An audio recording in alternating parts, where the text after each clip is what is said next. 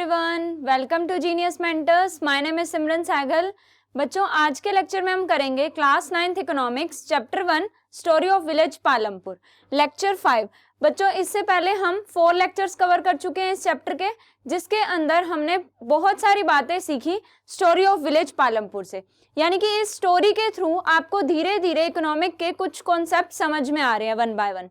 ठीक है, स्टार्टिंग में हमने क्या सीखा था? विलेज पालमपुर के बारे में सीखा कि ये विलेज है क्या, इसका इंट्रोडक्शन हमने पढ़ा। उसके बाद हमने सीखा कि पालमपुर विलेज के अंदर क्या क्या फैसिलिटीज अवेलेबल हैं।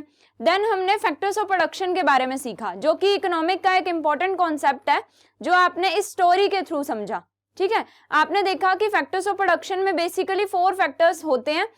किसी भी चीज की प्रोडक्शन करने के लिए जो रिक्वायरमेंट्स हैं वो 4 रिक्वायरमेंट्स होती हैं, और you can say 4 factors of production हमें रिक्वायर्ड होते हैं। Land, labour, physical capital, human capital, ये 4 फैक्टर्स होते हैं जो कि रिक्वायर्ड होते हैं किसी भी चीज की प्रोडक्शन करने के लिए। ठीक है, आपने चारों फैक्टर्स को डिटेल में समझा। ठीक है, उसके बाद हमने क्या किया बच्चों? प्रोडक्शन के बारे में सीख लिया कि पालमपुर विलेज के अंदर प्रोडक्शन कैसे होती है।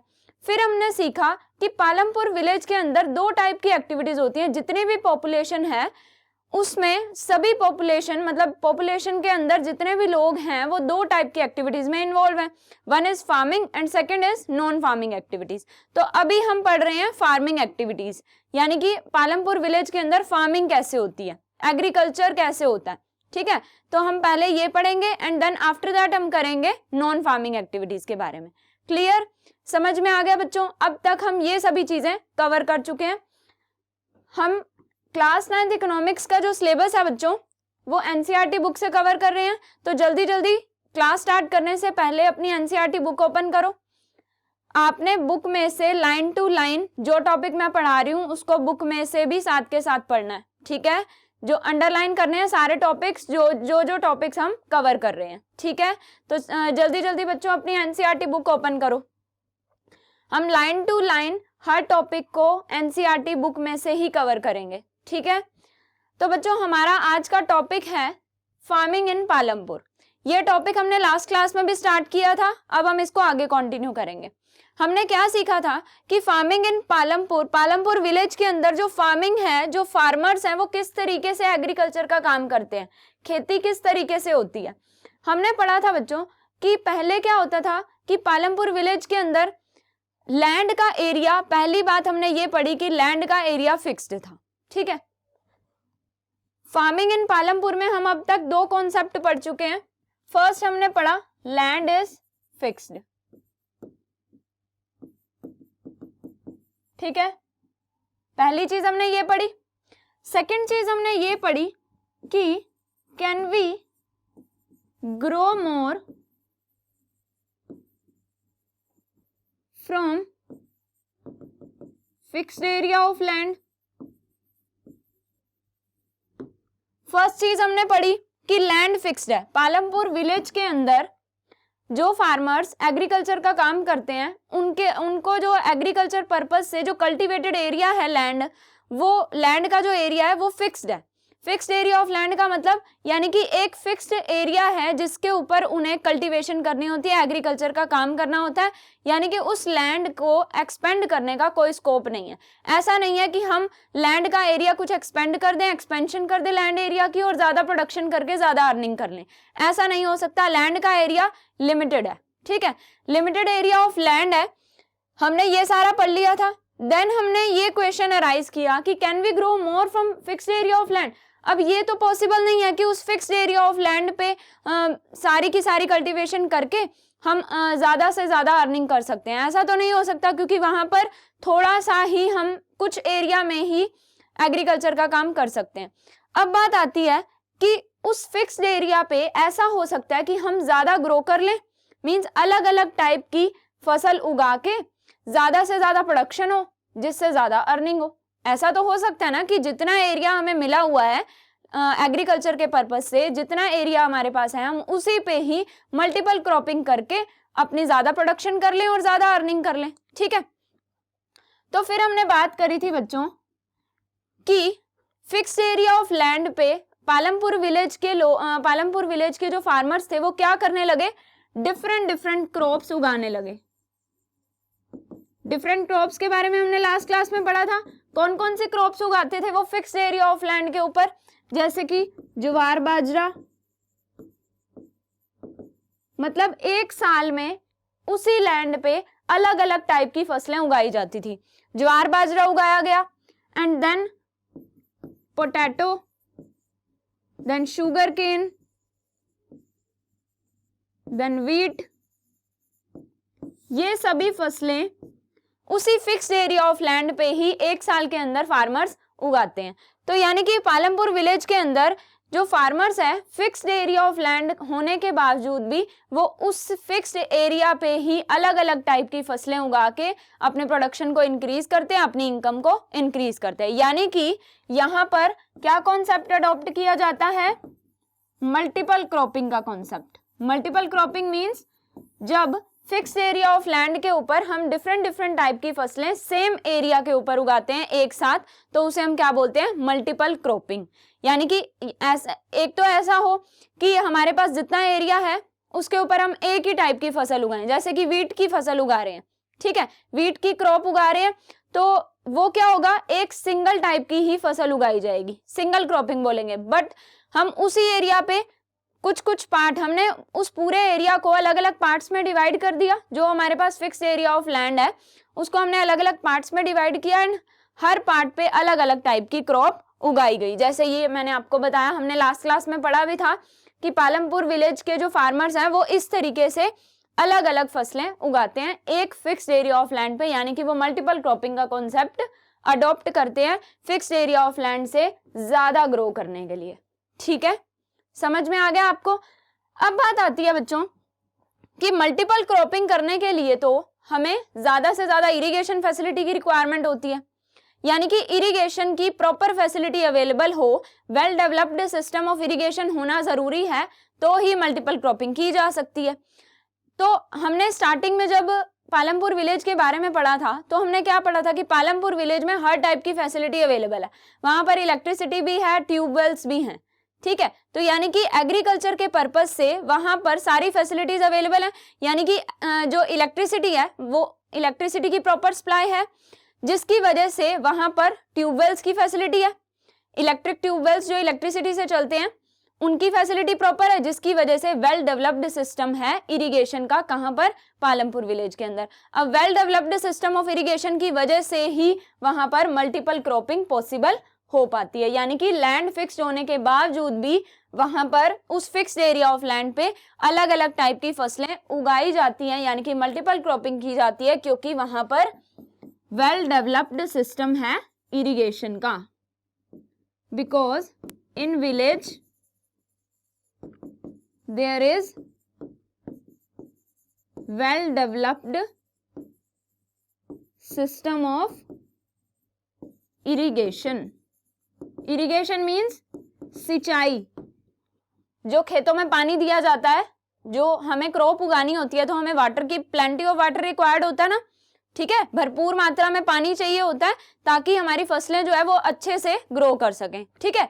तो यानी कि well developed system of irrigation होना चाहिए, सिंचाई की पूरी हमारे पास हर टाइप की फैसिलिटी अवेलेबल होनी चाहिए, तो ही हम मल्टीपल क्रॉपिंग कर पाएंगे फिक्स एरिया ऑफ लैंड पे, ठीक है। और पालमपुर विलेज में तो वैसे ही इरिगेशन की प्रॉपर फैसिलिटीज हैं, क्योंकि वहां पर इलेक्ट्रिसिटी की प्रॉपर सप्लाई है। पहले क्या होता था, इसी विलेज के अंदर कुएं में से पानी निकाल के सिर्फ एक लिमिटेड एरिया को ही हम इरिगेट कर पाते थे, लेकिन फिर क्या हुआ, फार्मर्स ने अपने प्राइवेट ट्यूबवेल्स भी सेटअप किए, गवर्नमेंट ने भी ट्यूबवेल इनिशियली गवर्नमेंट ने सेटअप किया electric tubewell, and then farmers ने अपने प्राइवेट ट्यूबवेल्स भी लगाए वहां पर, जिसकी वजह से वहां पर इरिगेशन का प्रॉपर सिस्टम अवेलेबल हो गया, ठीक है। समझ आया? ये हमने सारा का सारा जो हमने लास्ट क्लास में पढ़ा था इसको हमने रिकैप किया। अब हम आगे पढ़ते हैं बच्चों। देखो ये टेबल आपको क्या शो कर रहा है बच्चों, ये टेबल आपको शो कर रहा है cultivated area over the years. अभी हमने क्या पढ़ा कि पालमपुर विलेज के अंदर कल्टीवेटेड एरिया जो है फार्मर्स के पास, यानी कि जिस एरिया पे वो एग्रीकल्चर करते हैं वो लैंड क्या है, फिक्स्ड है, ठीक है। अब ये टेबल हमें शो करेगा कि किस तरीके से उनका जो लैंड एरिया है वो फिक्स्ड था, ठीक है। देखो इस टेबल के बेसिस पे हमने ये ग्राफ प्रिपेयर किया, ठीक है। ये ग्राफ आपको क्या इंडिकेट कर रहा है बच्चों, इधर है कल्टीवेटेड एरिया और ये है डिफरेंट ईयर्स। हमने क्या बात करी थी कि 1960 से पालमपुर विलेज के अंदर जो लैंड एरिया है वो फिक्स्ड है। मतलब कुछ ऐसे थे वेस्ट लैंड जिनको, मतलब कुछ आइडल लैंड थे, उनको हमने कल्टीवेटेड लैंड में कन्वर्ट कर दिया, लेकिन उसके अलावा कोई स्कोप नहीं है लैंड एरिया, जो कल्टीवेटेड लैंड एरिया है उसको एक्सपेंड करने का कोई स्कोप नहीं है। ठीक है, यानी कि स्टार्टिंग में क्या था, स्टार्टिंग में हमारा लैंड एरिया इतना था, देन लैंड एरिया जो वेस्ट लैंड थे उनको भी हमने क्या किया, किस में कन्वर्ट कर दिया, कल्टीवेटेड लैंड एरिया में कन्वर्ट कर दिया, जिसकी वजह से हमारा लैंड एरिया इंक्रीज हो गया। ठीक है, देन क्या हुआ बच्चों, देखो 1990-91 में लैंड एरिया कितना है, 180 हेक्टेयर। ठीक है, आप ये मानकर चलो लैंड एरिया इतना है, देखो मिलियन हेक्टेयर्स में है। ये जो लैंड एरिया की जो यूनिट्स गिवन है बच्चों, ये किस में है, मिलियन हेक्टेयर्स में। 180 मिलियन हेक्टेयर है 1990-91 में और 2001 में, यानी कि 1990 से 2000 तक 10 सालों तक 10 इयर्स तक हमारा लैंड एरिया फिक्स्ड रहा, 180 मिलियन हेक्टेयर रहा। उसके बाद लैंड एरिया और 10 सालों में 2000 से 2010 तक, मतलब और 10 सालों में लैंड एरिया कितना इंक्रीज हुआ, 180 से 190 हो गया। ठीक है, एंड उसके बाद हमारा लैंड एरिया कॉन्टिन्यूसली क्या रहा, फिक्स्ड रहा।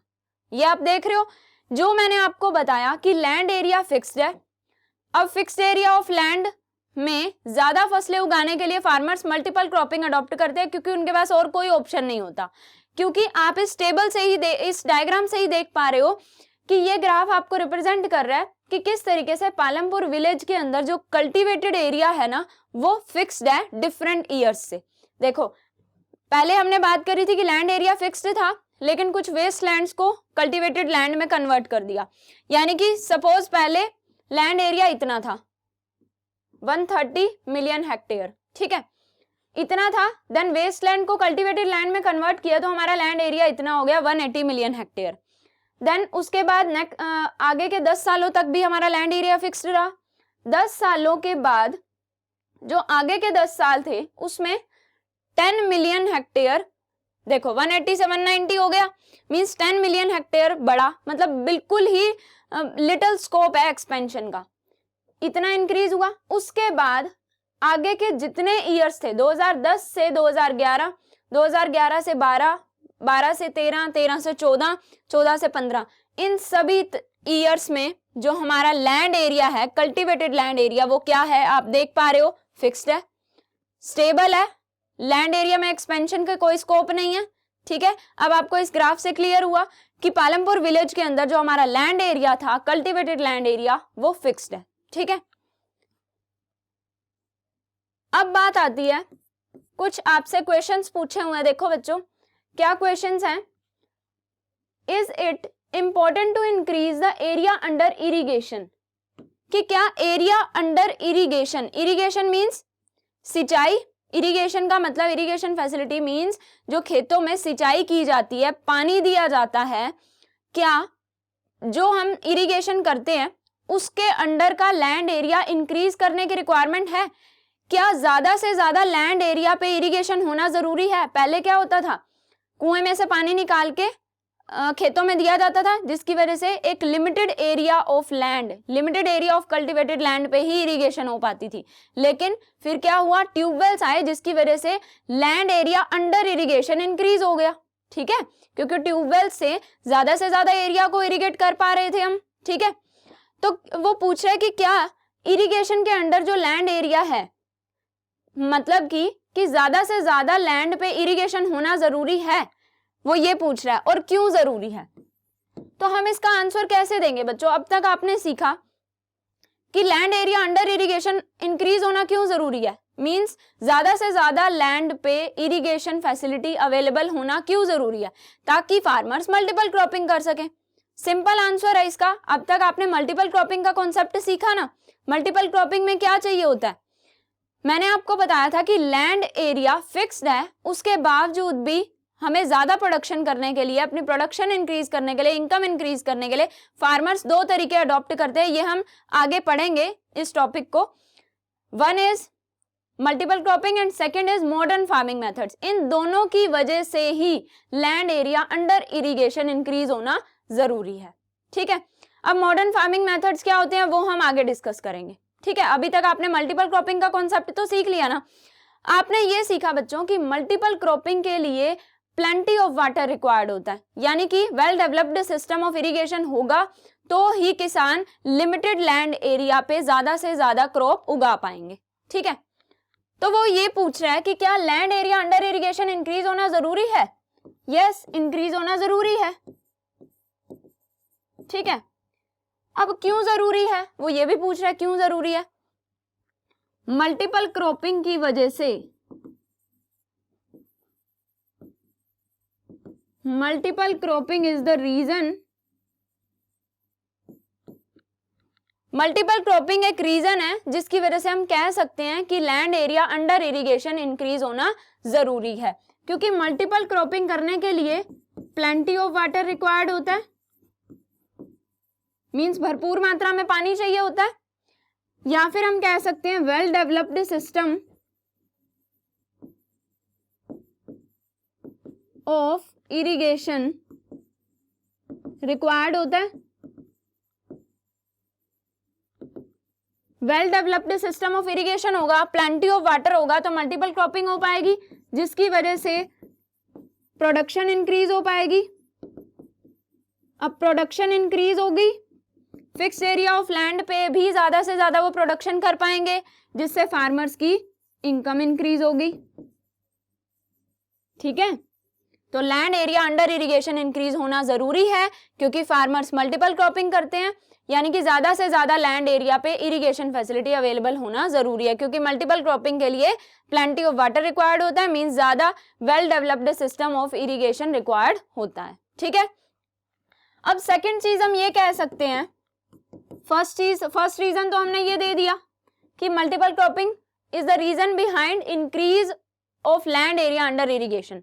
ठीक है, सेकेंड जो रीजन है कि land area under irrigation increase क्यों होना चाहिए, सेकेंड रीजन इज जो फार्मर्स हैं वो मॉडर्न फार्मिंग मेथड्स का यूज करते हैं।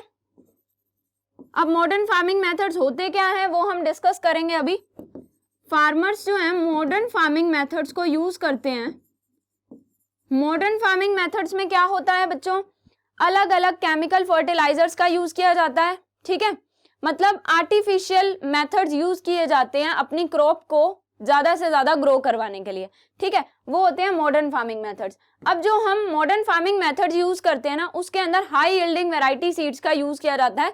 उन सीड्स को डालने से जो हमारी क्रॉप है वो बहुत ज्यादा यील्ड प्रोवाइड करती है, मींस हमारी क्रॉप बहुत ज्यादा जल्दी ग्रो करती है और बहुत ज्यादा ग्रोथ होती है हमारी क्रॉप की। ठीक है, तो अब इन मॉडर्न फार्मिंग मेथड्स को जब हम यूज करते हैं ना, इनको सिर्फ तभी यूज कर सकते हैं जब हमें प्रॉपर इरिगेशन फैसिलिटी अवेलेबल होगी।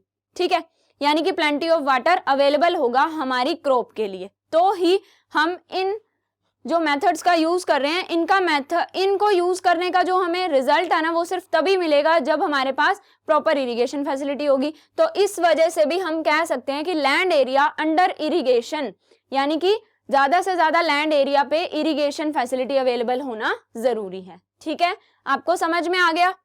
अब नेक्स्ट क्वेश्चन देखते हैं। You have read about the crops grown इन पालमपुर। पालमपुर में हमने पढ़ा कि कौन कौन सी क्रॉप ग्रो करते हैं जो फार्मर्स होते हैं। ठीक है, fill the following table based on information on the crops grown in your region. Palampur village के अंदर तो हमने पढ़ लिया कि फार्मर्स जो है वो कौन कौन सी क्रॉप ग्रो करते हैं। हमने पढ़ा ज्वार बाजरा उगाया जाता है फार्मर्स के द्वारा, पोटैटो उगाए जाते हैं, देन शुगर केन उगाया जाता है। ठीक है, वीट की जो क्रॉप है वो ग्रो की जाती है फार्मर्स के द्वारा।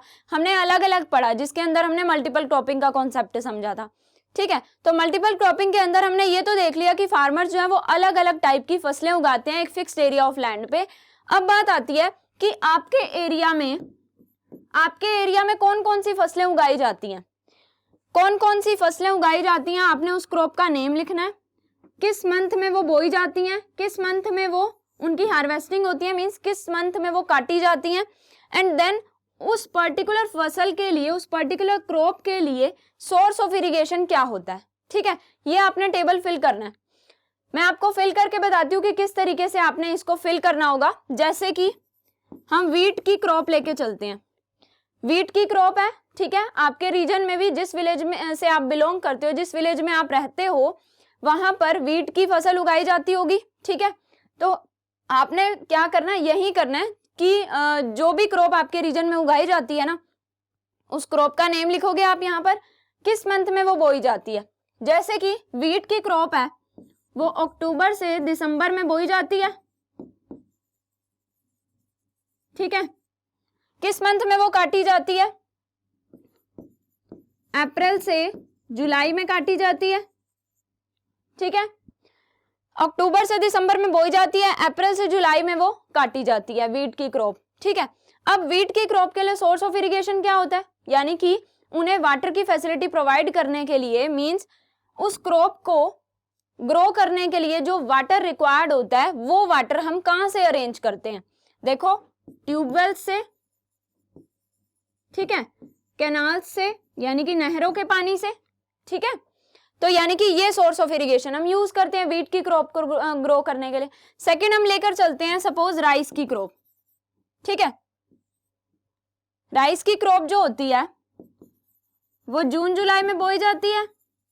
ठीक है, सितंबर अक्टूबर में वो काटी जाती है। ठीक है, तो जिस मंथ में काटी जाती है वो आपने मंथ हार्वेस्टेड के कॉलम में लिखना है, और जिस मंथ में वो बोई जाती है वो मंथ सोन के कॉलम में आपने उसको फिल करना है। देन राइस की क्रॉप के लिए बच्चों सोर्स ऑफ इरिगेशन हम क्या यूज करते हैं, यानी कि राइस की क्रॉप को जो वाटर की फैसिलिटी प्रोवाइड करनी होती है, उस वाटर का सोर्स क्या होता है, मतलब वो वाटर हम कहाँ कहाँ से अरेंज करके उस क्रॉप में प्रोवाइड करते हैं। रेन, ठीक है, जो बारिश होती है, बारिश के पानी से भी राइस की क्रॉप को इरिगेशन फैसिलिटी मिलती है। देन ट्यूबवेल्स, ट्यूबवेल्स का यूज किया जाता है, कैनाल्स का यूज किया जाता है, मींस नहरों के पानी से भी उनको इरिगेट किया जाता है। ठीक है, अब एक कॉलम है, ये आपको खुद से फिल करना है। ठीक है, मैंने आपको फिल करना बताया कि आपने कोई भी क्रॉप लेके चलनी है जो आपके रीजन में उगाई जाती है, आपके विलेज में उगाई जाती है, किस मंथ में बोई जाएगी, किस मंथ में काटी जाएगी, एंड देन उसके लिए सोर्स ऑफ इरिगेशन यानी कि वाटर फैसिलिटी कहां से आप अरेंज करते हो। ठीक है, कौन कौन से सोर्सेज यूज करते हो उस पर्टिकुलर क्रॉप को इरिगेट करने के लिए। क्लियर, तो आपने ये जो कॉलम है ये आपने खुद से फिल करके आना है बच्चों।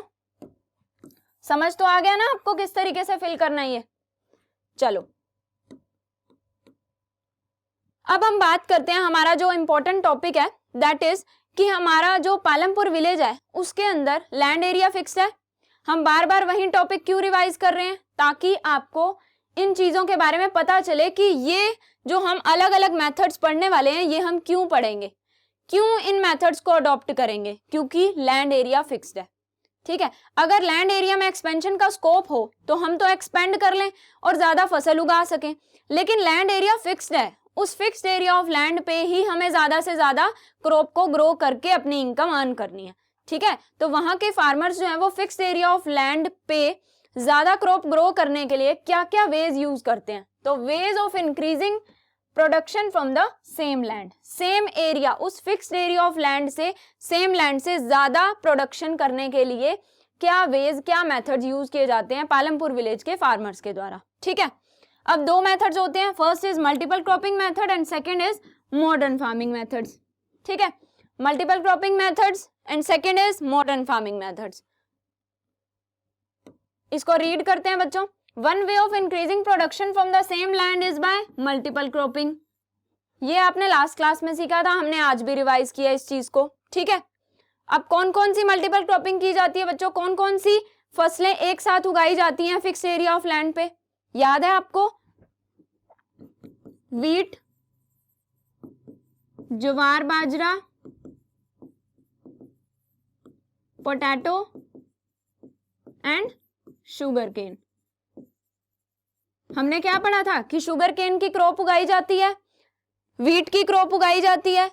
ठीक है, जितना भी हमें रिक्वायर्ड होता है, जितनी भी उस विलेज की कंजम्पशन की रिक्वायरमेंट होती है, उतना वीट हम उस विलेज की कंजम्पशन के लिए रख लेते हैं, और जो सरप्लस होता है वो हम कहाँ सेल करते हैं बच्चों? हमने लास्ट क्लास में पढ़ा था, जो सरप्लस वीट होता है, सरप्लस क्रॉप होती है वीट की, वो हम कहाँ सेल करते हैं? रायगंज के मार्केट्स में सेल करते हैं। रायगंज जो एक बड़ा विलेज है जो कि पालमपुर विलेज से कनेक्टेड है, ठीक है। अब वन वे तो हमने पढ़ लिया, मल्टीपल क्रॉपिंग। सेकेंड वे क्या होता है? To use modern farming methods for higher yield, ज्यादा से ज्यादा आउटपुट लेने के लिए, ज्यादा से ज्यादा अपनी फसलें उगाने के लिए जो फार्मर्स हैं वो सेकेंड मेथड क्या अडॉप्ट करते हैं? मॉडर्न फार्मिंग मेथड्स की फार्मिंग के लिए, खेती करने के लिए अलग अलग मेथड्स अडॉप्ट किए जाते हैं। Yield is measured as crop produced on a given piece of land during a single season. अब एक सिंगल सीजन के अंदर उस पर्टिकुलर लैंड, उस पीस ऑफ लैंड पे, उस फिक्स्ड एरिया ऑफ लैंड पे जो भी क्रॉप प्रोड्यूस्ड होगी ना, उसी को ही हम क्या बोलते हैं? यील्ड। यील्ड क्या है? हमने पढ़ा कि अदर वे क्या होता है? मॉडर्न फार्मिंग मेथड्स यूज करना हायर यील्ड के लिए। यील्ड क्या है?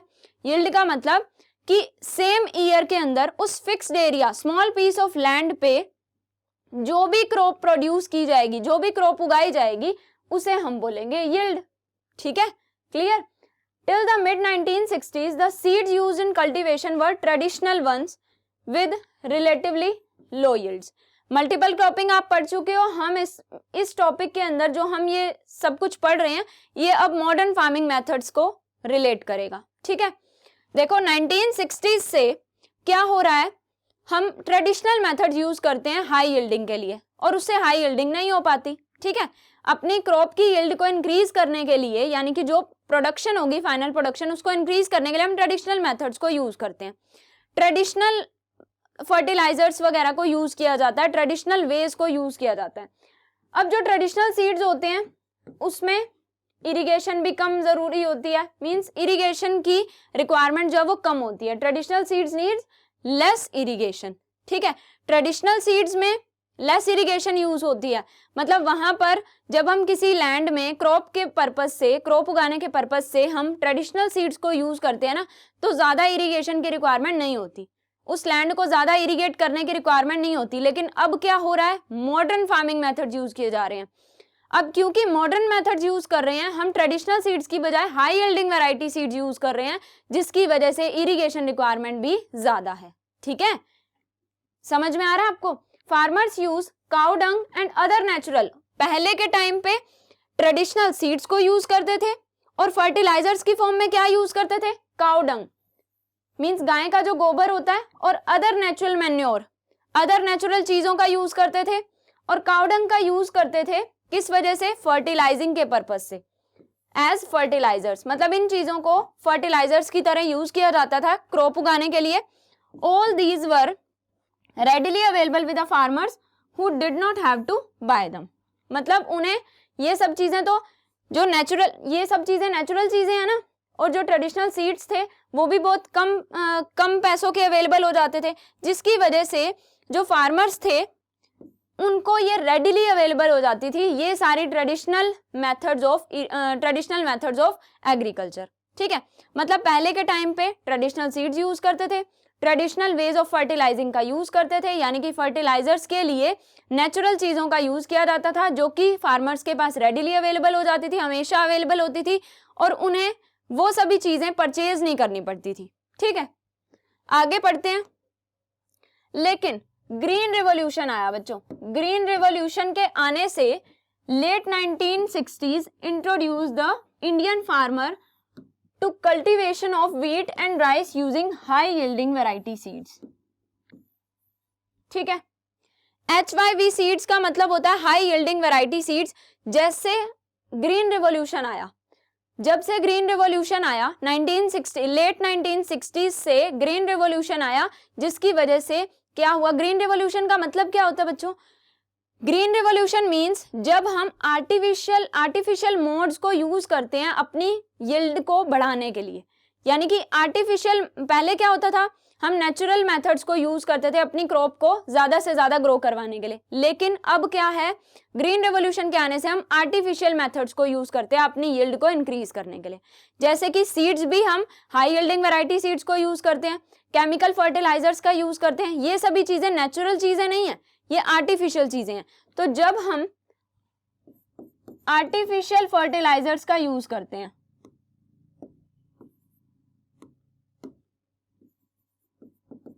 Artificial fertilisers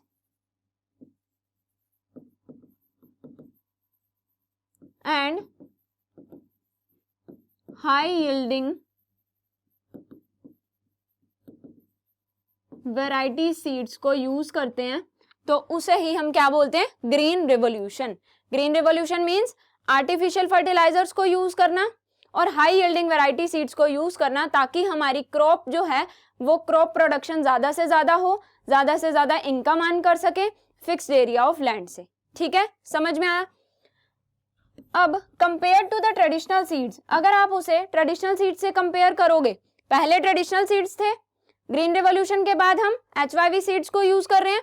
compare to the traditional seeds, HYV seeds promise to produce much greater amount of grain on a single plant. क्योंकि पहले क्या होता था, ट्रेडिशनल मेथड्स को यूज करते थे, ट्रेडिशनल सीड्स को यूज किए जाते थे, जिसकी वजह से क्रॉप प्रोडक्शन जो है ना वो ज्यादा यील्ड प्रोवाइड नहीं करती थी। मींस जो हम क्रॉप ग्रो करते थे उससे जो यील्ड होती है, मींस जितनी क्रॉप प्रोड्यूस होती है वो ज्यादा नहीं होती थी, ज्यादा ग्रो नहीं करती थी।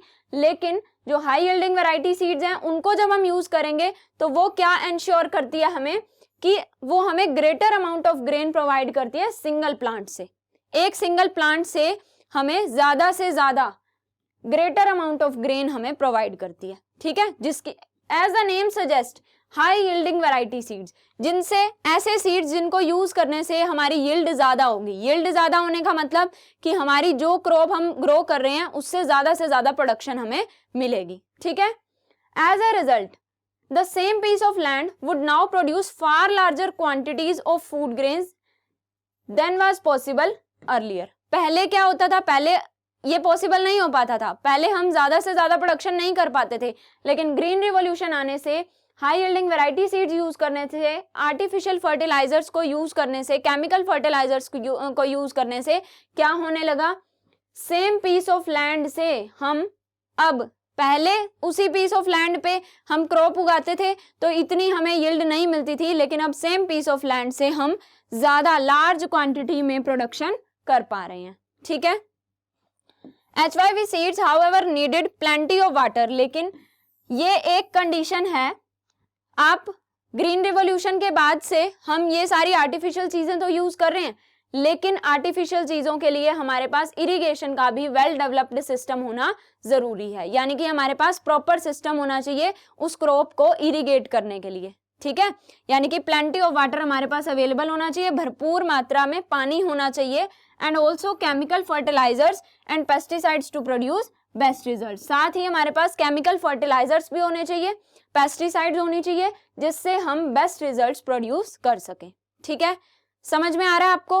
अब इन सभी चीजों से आप क्या समझ रहे हो वन बाय वन, कि पहले क्या होता था, पहले प्रोडक्शन कैसे की जाती थी, क्रॉप कैसे उगाई जाती थी, and after green revolution, green revolution आने के बाद फसलों को किस तरीके से उगाया जाता है और किस तरीके से फसलें इतनी ज्यादा ग्रो करने लगी हैं। ठीक है, पहले ट्रेडिशनल मेथड्स यूज करते थे, जिसकी वजह से उनमें इरिगेशन की ज्यादा रिक्वायरमेंट नहीं होती थी, ज्यादा मात्रा में पानी की जरूरत नहीं होती थी, जिसकी वजह से हम क्या करते थे, कुएं में से पानी निकाल के खेतों में डाल देते थे, जिससे उनको इरिगेट मतलब वो सारे खेत इरिगेट हो जाते थे। लेकिन अब क्योंकि हम मॉडर्न मेथड्स को यूज कर रहे हैं, मॉडर्न मेथड्स को यूज करने के लिए हमारे पास इरिगेशन की फैसिलिटी प्रॉपर अवेलेबल होनी चाहिए, इसी वजह से अब हमें ट्यूबवेल्स की भी रिक्वायरमेंट होती है। ठीक है, क्लियर। तभी तो पहले बिना ट्यूबवेल्स के भी हमारे खेतों में फसलें उग जाती थी। ठीक है, लेकिन क्योंकि ट्रेडिशनल मेथड्स थे तो इसकी वजह से ज्यादा यील्ड नहीं हो पाती थी। अब देखो, ये सब हैं हमारे modern farming methods.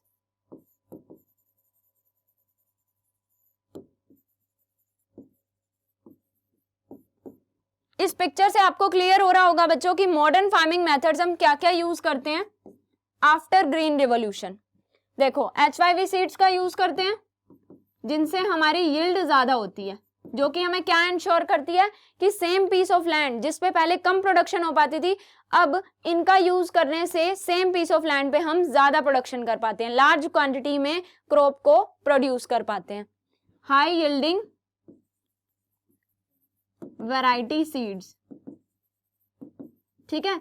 High yielding variety seeds का यूज किया जाता है, केमिकल फर्टिलाइजर्स का यूज करते हैं। पहले फर्टिलाइजर्स भी नेचुरल होते थे, लेकिन अब केमिकल फर्टिलाइजर्स यूज किए जाते हैं।